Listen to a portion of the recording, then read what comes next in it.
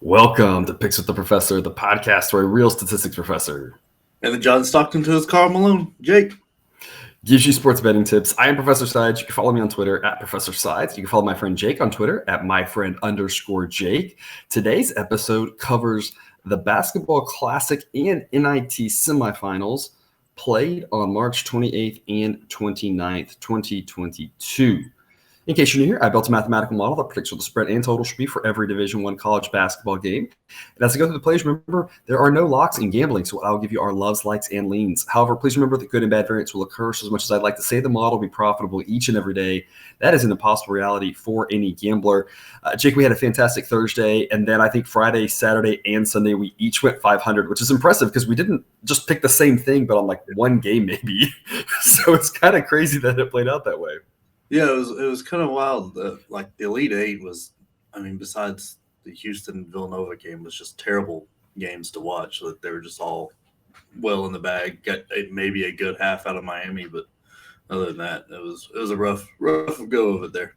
Yeah, that second half for Kansas was maybe the best half of basketball by a team I think I might have ever seen. I mean, that was incredible. I'm sure there's some other ones that are up in there. I mean, but that was just something, especially this late in the tournament, right? Not just a regular season game, but at this stage to just destroy a team like that was the Kansas we all thought we might see that we hadn't really seen much of this tournament, right? And that killer instinct really came out in them in that half. Yeah, I don't know what Larinaga was thinking. They hit like 4 full court passes for layups. Like at some point, you just got to tell somebody just stand back when the shot goes up. But yeah, that was wild to me. Yeah, just an incredible performance by Kansas there. And you mentioned the quality of the games. I was thinking actually last night, I was like, I feel like I didn't see much of the Elite Eight games. And then I'm like looking back, thinking about it, I'm like, I think it's because I was kind of distracted because I was like, this isn't really that interesting. And so it just didn't feel like I saw much because most of the games weren't that exciting. And so I was just doing other things and dealing with other life things because for the most part, it didn't capture my attention like we hoped the games could have, you know? Yeah. It just was like, I don't know, you got a good first quarter out of Arkansas, a good first half, and then this North Carolina game was never in doubt. Right. So it was rough for Elite Eight. The Sweet 16 was a lot of fun. Yeah. But Elite Eight was rough. Yep. I went 5-8 on the A plays last week, so that was a lot of fun. I've got another one for you later in this episode. And before we get to the slate reminder, please hit that like button if you're on YouTube.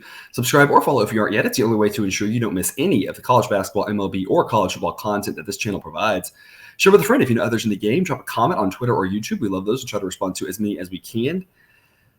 Monday here tonight, we've got Coastal Carolina at South Alabama in the first semifinal for the Basketball Classic. South Alabama is a 2.5-point favorite with a total of 137. Jake, we've got some Fun Belt action for you here, a rematch. I didn't even look. Hopefully you'll talk about how these teams played each other in the regular season. I didn't actually look back at that. To see a conference game this late is kind of weird. I don't think there are any other conference rematches coming up in any other semifinals.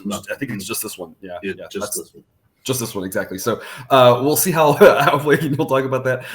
I'm staying away from the side specifically because while I've enjoyed backing both of these teams, South Alabama has really underperformed my numbers as of late, so I don't really know what to make of that. I make them a 3.1 point favorite. I do think the better team. I do give them the edge here to win, especially at home. But I'm not really that comfortable with either of the sides. So personally, I'm going to take the over instead, over 137.5 for a B play. The model thinks 139.3. I personally think this game gets into the 140s.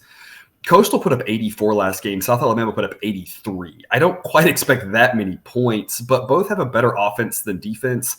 Neither team wants to slow it down. And I think that is the key here because that can avoid a long scoreless streak.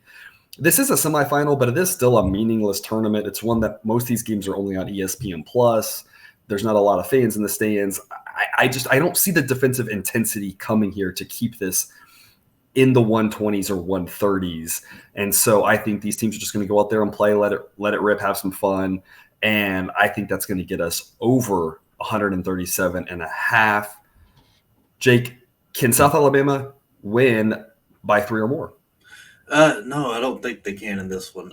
They did win the first one at Coastal Carolina by 3. It was a 71-68 game. Very, very tight game. Played back and forth. But I think you kind of hit the nail on the head there with the defensive intensity and all that is just not there when there's not as much like crowd interaction. I know like when you get close to a championship, things might pick up a little bit more in these little off tournaments, but I don't think it'll quite be there for South Alabama, and I think they'll need it.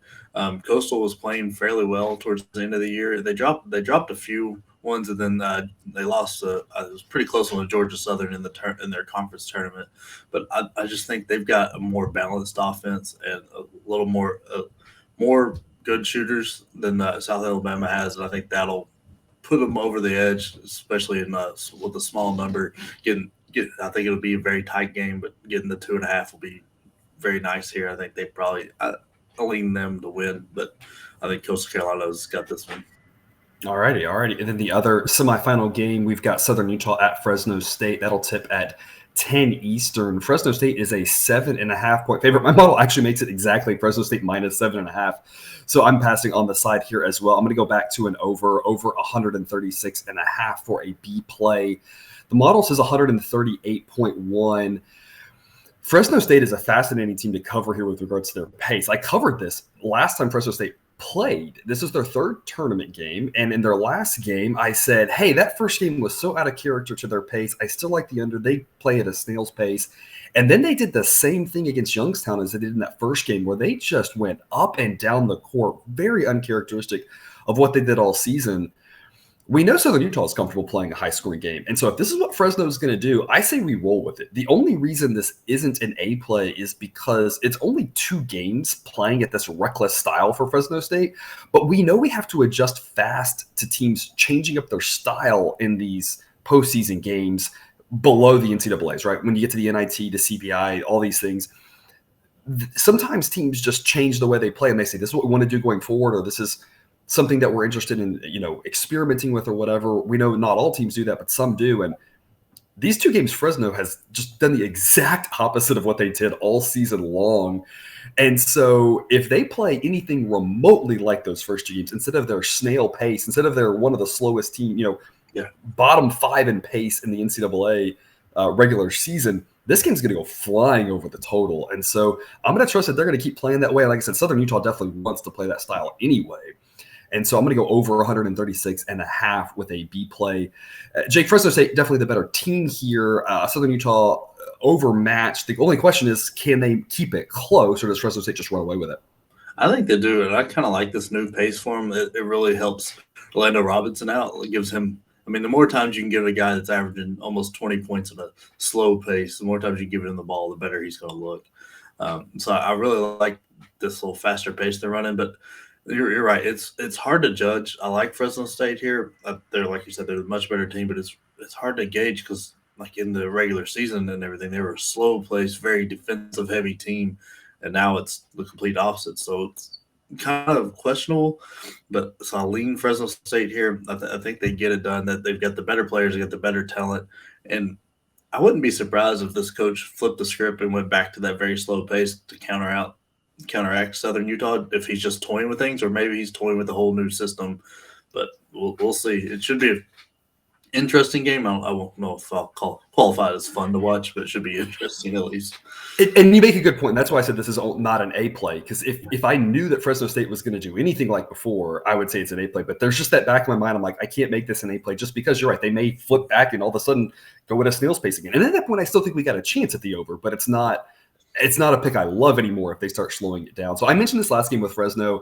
I really don't know when to live bet. It's really tough to say, and every game plays out differently. Every game's its own entity. So it's not as simple as after the under 4, after the under 8, whatever, jump in the live bet. But I think last time, we knew midway through that first half, and I think the same thing, we're going to know relatively early on the pace on this with what Fresno State's trying to do. Like I said, it may not be after 4. So I caution you there because first 4 minutes, you just never know. But under 8, under 12, for sure by under 16, I think we'll have a pretty good idea of what type of pace Fresno wants to go out and play at. And the interesting thing is, I think if you like the over, and this doesn't always work in college basketball. It works more in college football because in football there are fewer scores, and so people always talk about how the side and the total are correlated. That doesn't really hold in basketball, because in basketball there are so many scores that you just got to take a couple away, and that flips you from over or under or which side covers when there's 30 some odd buckets being made by each team in a game. But in football, when you only get 5 or 6 scores, like one touchdown matters a lot and is a lot more impactful in a game. And so in football, if you have a big favorite's usually more correlated with the over, and a big underdog's more correlated with an under. That doesn't hold a lot in college basketball, but I think it does in this game because we saw Fresno State and Youngstown. Youngstown was up at the half or up around the half, hanging in there with Fresno, and then Fresno with this fast pace just flipped the switch and all of a sudden ran out and took a huge lead. Now Fresno wasn't able to cover that giant number, but they won by 9. 9 would cover this number, and so I think if Fresno plays at that fast pace, they have a much better chance of covering this because they can just go up and down and score, go on that 10-0 run really quickly.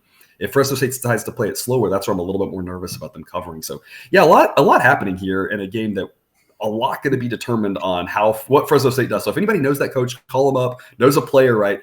If you get some inside information, you probably got the inside track here to profiting off of that game. I never thought we'd talk so much about a Southern Utah basketball game. Here we are. The NIT semifinals are on Tuesday, 7 p.m. Eastern, still at Madison Square Garden for now, soon to be somewhere else. I guess everybody's putting bids in.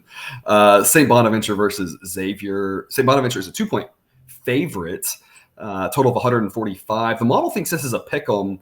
I'm passing on the side. My numbers have missed on both of these teams lately. And so if you look just at the model, you might see that Xavier's the side. I really don't know. They might be.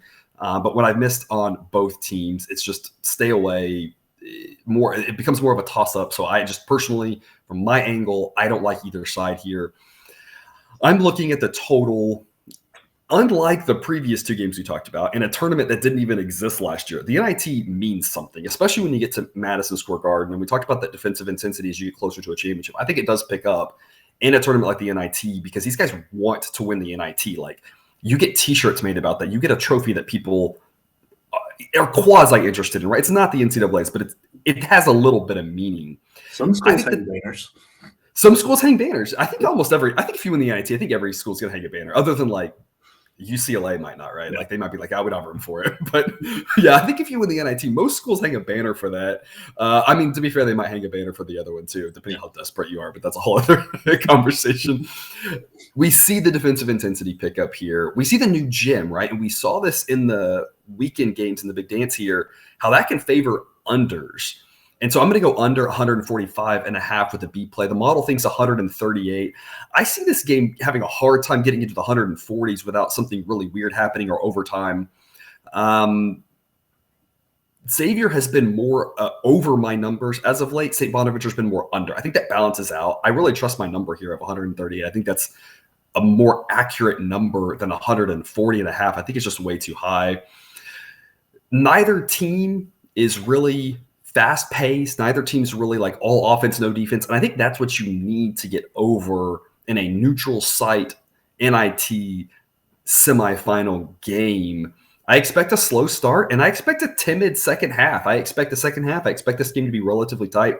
Teams to be really careful with the ball, making sure they take that extra pass to get the good shot. And that's going to lead to fewer possessions, and fewer possessions spells good things for the under. So B play for me under 140.5.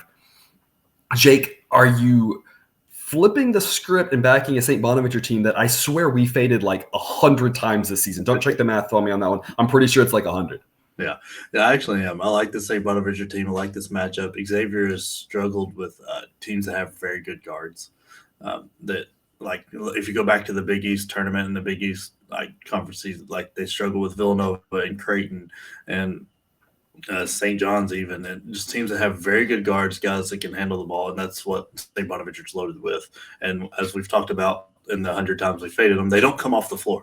Like, unless there's an injury or foul trouble, they stay out there. They're averaging 30 minutes a game on the season. I don't know what that is at the end of the season, but that's just insane that they're going 30 minutes a game for almost 40 games. So this is like, I really think that St. Bonaventure is just going to be the exact poison pill for Xavier. It's going to cause Fremantle and Najee to step out and get out of their little comfort zone. And if those guys aren't dominating the glass, as we've seen them just forget to do at times, I think Bonaventure will win this one fairly easy. I know you mentioned the new gym part, and that kind of spring this question on you. But do you consider like in the new gym for Xavier since with the Big East tournament and maybe play? I haven't looked at the St. John's where they played St. John's at, but there's a chance it was at Madison Square Garden. I would still consider it a neutral site, even if they played St. John's there, because the new gym is more of a like we don't practice and shoot there every day. We don't play 15 games there, that sort of thing. So even if they've played in that gym once or twice, I don't think that's a thing. I think you need to be playing there, at least 5, 6, 7 times or whatever, and practicing there a lot is the other thing. Is just getting a lot of shots and looking at that background, being comfortable with that arena. And it's not a giant change. It's just dropping a point or so off the expectation. And that can lead to, you drop a point here and a point there, 1 point for each team. And all of a sudden that gives you the exact 2-point differential that I've got here between my projected total and the actual total. Yeah. I do think it's super sad that there might not be back in Madison Square Garden. Like that was the big thing about the NIT, right? Like getting there to play at Madison Square Garden. It's not going to be the same if they're in Minneapolis or something crazy like that.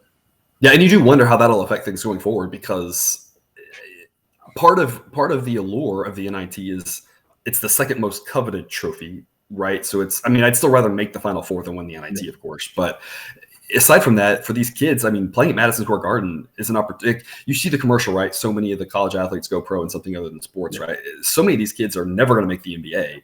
And especially when you get to the NIT, because they're not the best of the best. Maybe one of these kids, 2 of these kids will make the NBA at most. The rest of them never will. So playing at Madison Square Garden for some of them is a dream come true. And yeah, like you said, if you don't have that carrot, because now at least if they go play in other cool arenas, I guess, but still, it's not, like you said, just not quite the same. Yeah. There's only so many arenas that you're like going to play there is like a childhood dream, right, for a basketball player. So right after that one gets done and you have our 30-minute break, it'll be scheduled for 9:30 Eastern. Of course, who knows exactly when it will tip. Washington State will play Texas A&M. Texas A&M is a 1.5-point favorite with a total of 133. I think you could look under here for similar reasons as listed above, but I think the best edge on this game is backing the Aggies.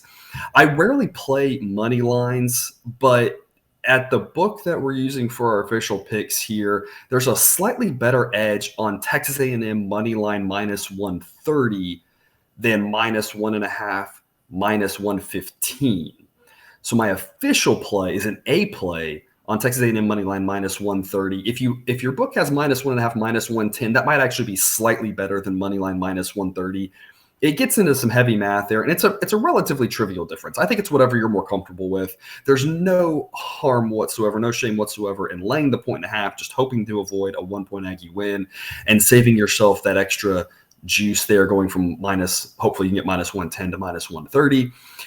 I have mentioned this before. I just want to do as a public service announcement. The biggest issue with betting money lines is bankroll management. It's easy to not be profitable money line because you need to have a good handle on how to scale your bets. If you're backing favorites, money line favorites, they have to win a lot. And so it's like, if you're backing minus 200 favorites, they have to win more than 2 out of 3 times. If they win 65% of the time, you're still losing money. So it's just difficult because you can't just fire away and say, I think this team's going to win, right? So in general, unless you really know what you're doing, I advise against money lines. I recommend you better really know what you're doing. Track things out before you put your actual money on it, especially because as the money line gets bigger and bigger, they add more juice there. It makes it hard to be profitable. So that's just a general public service announcement. When you're talking about something this close to zero, I think it's just preference. I don't think there's really a huge difference. I wouldn't stress too much about whichever one you want. If you want to lay the extra juice, I think that's fine. If you want to be a little more conservative there, lay the 1.5, I think that's fine. Either way, all of that rambling aside, I'm a professor. I'm good at rambling. With how the Aggies been playing, I think it's the only direction to look. Any accounting for the way that they've played lately takes this from a like to a love. The model thinks it should be Texas A&M minus 3, but again, that's not accounting for just how good Texas A&M has looked over the past month or so. Any sort of shift on that based off of how good they've looked, that's what jumps it to an A play for me on Texas A&M. Jake, what do you got? Yeah, I love this Texas A&M team right now. Buzz Williams has got them going. They're playing their best basketball of the year. They're a very good defensive team. They're starting to shoot the ball a little better, which is like throughout the year they were bad from the 3-point arc, but that's starting to turn. I think they're playing with a little chip on the shoulder by not making the tournament, and I think they should have made the real tournament, not the NIT. But here they are. They got a good chance to win this whole thing. They've got a good. I think they're going to win this one fairly easy tonight. Quentin Jackson is just an incredible player. He's a highlight reel waiting to happen. And Henry Coleman, the second or the third, I can't remember which one he is very, very good, playing really, really good right now. I think they'll dominate the glass. I think they'll play very. I really just don't like this Washington State team right now.